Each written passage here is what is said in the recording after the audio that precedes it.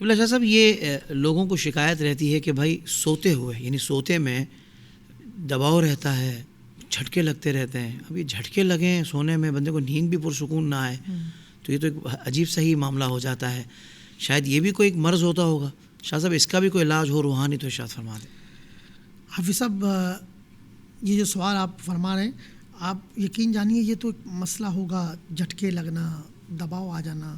مگر بار ہماری کیونکہ فیلڈ ہے، بعض بہن بیٹیاں بتاتی ہیں کہ ایسا لگتا ہے ان کے سینے پہ کوئی آ کے بیٹھ گیا، سینے پہ بوجھ ہو جاتا ہے. بعض اوقات یہ کمپلین بھی ہے کہ کوئی ہے بھی نہیں، اور بہنیں بیٹیاں شکایت کرتی کہ ہمارے ساتھ شرارتیں ہو رہی ہیں. صحیح، یعنی کہ یہ معاملات بھی ہیں. اور اس طرح کی شیطانی مداخلتیں، یعنی شریر جنات کی مداخلت کی وجہ سے زیادہ ایسے معاملات ہوتے ہیں. صحیح، یہ بھی وجہ ہے. بے سکونی سے بھی ہو سکتا ہے، خشکی. اب جیسے ڈاکٹر کہتے ہیں کہ دماغی خشکی کی وجہ سے اگر آپ کی آنتوں میں خشکی ہو گئی ہے یا گیسز آپ کو چڑھیں گی تو اس سے بھی یہ مرض ہوتا ہے. ایک تو میڈیکل بھی علاج کرائیں. صحیح. لیکن اب جن کے سینے پہ وزن آ جاتا ہے یا اٹھتے ہوئے جھٹکے لگتے ہیں یا پھر بعض اوقات کوئی چھیڑ دیتا ہے، آپ کہتے ہیں کسی نے انگوٹھا جو میرا دبا دیا، اس طرح کے معاملات بھی ہوتے ہیں. جناتی مداخلت بھی ہو سکتی ہے. اس طرح کے معاملات کے لیے حافظ صاحب اللہ تعالیٰ ہماری ہر بہن بیٹی کو محفوظ فرمائے. آمین. اور کوئی بھی مریض اس میں ہے اللہ ان کو محفوظ فرمائے. حافظ صاحب اگر یہ معاملات ہیں تو اس کا ایک بہترین علاج ہے جو الحمدللہ ہم نے خود جب بھی ایسے کسی مریض کو بتایا تو اس نے کہا میری زندگی میں سکون آ گیا.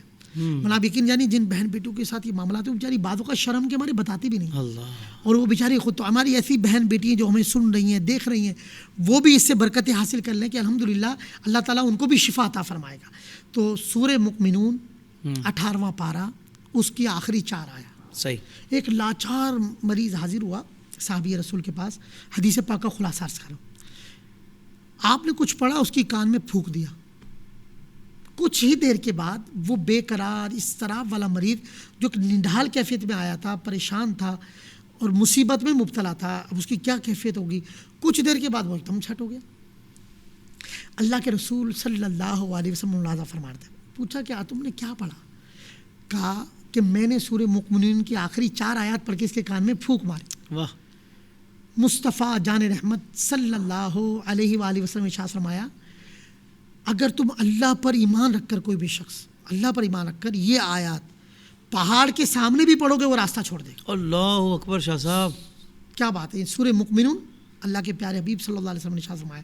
تو حافظ صاحب پہاڑ سے مراد مصیبت، یعنی کیسی بھی مصیبت آ گئی، جنات ہیں، جادو ہیں، اسیب ہے، اثرات ہے، نظر لگ گئی، نظر کی وجہ سے بھی رات کو آپ کی نیند خراب ہوگی. تو اب کیسی کیفیت ہے شریر جنات، کیونکہ یہ بہت فولادی ہوتے ہیں، بظاہر انسان سے زیادہ طاقتور ہوتے ہیں جسمانی طور پر، عمریں بھی زیادہ ہوتی ہے. اور بعض اوقات کسی بہن بیٹی کے ساتھ جب لگ جائے نا حافظ صاحب اس کی زندگی تباہ کر دیتے ہیں. صحیح. اور معاذ اللہ بعض اوقات وہ بیچاری شادی کے قابل میں. تو یہ طریقہ ایک میں عرض کر رہا ہوں، سورہ مؤمنون 18واں پارہ اس کی آخری 4 آیات صبح اور شام 7 بار پڑھیں. پڑھ کر پانی پہ دم کر کے ایسے مریض کو چھینٹے مار دیں، یا آپ خود مریض ہیں پڑھ کر پی لیں، پانی چہرے پہ گردن پہ مسا کریں. الحمدللہ چند دنوں میں جادو ہے وہ بھی ختم ہوگا، شریر جنات ہیں تو ان سے بھی آپ کی جان چھوٹ جائے گی. اور اگر آپ کو کوئی مرض ہے، کیسا ہی مرض ہے، آپ شفا پائیں گے. اس کی برکت یہ اگر پہاڑ بھی سامنے ہو تو راستہ چھوڑ دے گا. اللہ کی ذات پہ کامل یقین رکھے، قرآن اچھا پڑھیں، نماز کی پابندی کریں، باوضو رہیں، انشاءاللہ اللہ تبارک و تعالیٰ آپ کو ذہنی قلبی اور سکون عطا فرمائے. سبحان اللہ. سبحان اللہ.